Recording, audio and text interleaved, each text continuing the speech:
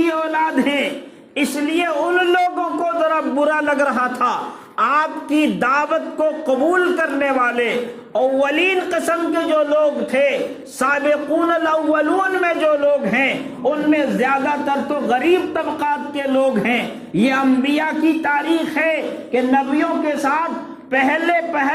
وہ لوگ آتے ہیں جو غریب ہوتے ہیں، جن کا سماج میں کوئی رتبہ نہیں ہوتا، جن کا سماج میں کوئی مقام نہیں ہوتا۔ وہ مقام والے تو سوچتے رہتے ہیں کہ اگر حق جان کر کے بھی کہ اگر یہ حق ہے اور ہم اس کو قبول کر لیے تو ہماری یہ چودراہٹ ختم ہو جائے گی، ہماری ایک بات پر لوگ جو لبیک کہتے ہیں ہماری بات ختم ہو جائے گی۔ آج کے دور میں بھی سینکڑوں ایسی مثالیں ہیں کہ بہت سارے لوگ حق کو سمجھتے ہیں، صحیح بات کو جانتے ہیں، توحید کو سمجھتے ہیں، رسالت کو سمجھتے ہیں، دین کو سمجھتے ہیں، لیکن آڑے ان کے آڑے اور ان کے لیے جو رکاوٹ، ان کی ہدایت کے لیے جو چیزیں رکاوٹ بن جاتی ہیں وہ چیزیں وہی ہے کہ ان کی اپنی انا ہے، ان کی اپنی چودراہٹ ہے، اپنی سرداری ہے، اپنی صدارت ہے، اپنا عہدہ ہے۔ اس کو بچانے کی فکر میں وہ ان چیزوں سے محروم ہو جاتے ہیں۔ تو وہ لوگ جو اپنی صدارت کی کرسی بچانا چاہتے تھے، ورنہ ایسی تو مثالیں بے شمار ہیں کہ تنہائی کے مقام پر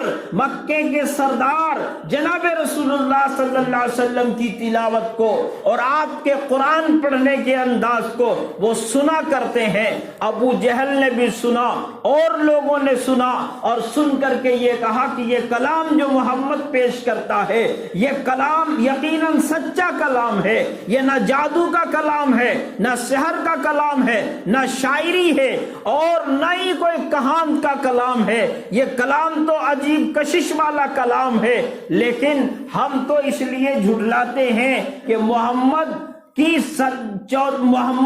جو کچھ بننا چاہتا ہے اس کے ہم مخالف ہیں۔ چنانچہ اس طرح کی باتیں تو بہت سارے لوگوں نے کہی ہے۔ اتبا ایک شخص ہے، بہت چرب زبان ہے، اتنا اس کی زبان میں حلاوت ہے اور اتنی چاشنی ہے، ایسی گفتگو کرتا ہے کہ بڑے بڑے لوگوں کو لمحوں میں زیر کر لیتا ہے۔ ایک موقع پر سرداران قریش جمع ہیں اور یہ کہہ رہے ہیں کہ محمد کی اس دعوت کو، محمد کے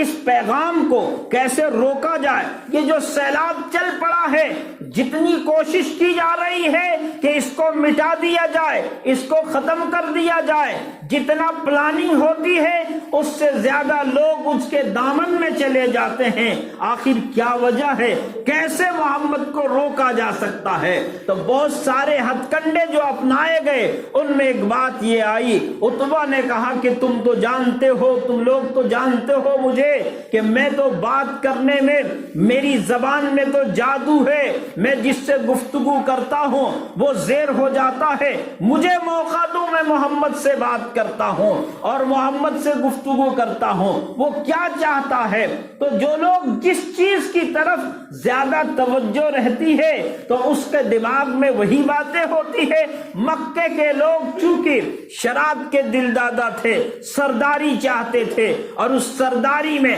نام و نمائش اور نمود چاہتے تھے، اپنی انا اور تکبر اور غرور کے لیے سینکڑوں اونٹوں کو ذبح کر دیتے تھے، مہمان نوازی